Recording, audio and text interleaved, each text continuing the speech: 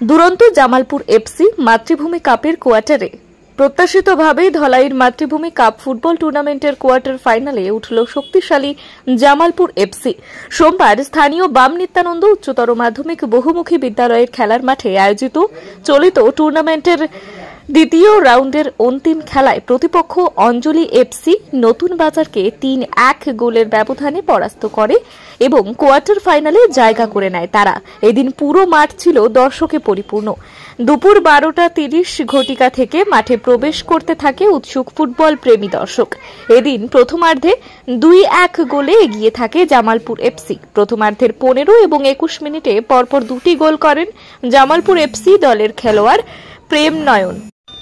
বিপরীতে প্রথমার্ধে অঞ্জলি এফসি নতুন বাজার দলের হয়ে খেলার 30 মিনিটে একমাত্র গোল করেন এমা। ম্যাচের বয়স বাড়ার সাথে সাথে দুই দলের মধ্যে উত্তেজনার পারদ তুঙ্গে উঠে যায়। টানটান উত্তেজনাপূর্ণ দ্বিতীয়ার্ধের 66 মিনিটে জামালপুর এফসির পক্ষে জয়সূচক গোল করেন ডেভিড। ব্যুরো রিপোর্ট, বিজয় বাংলা।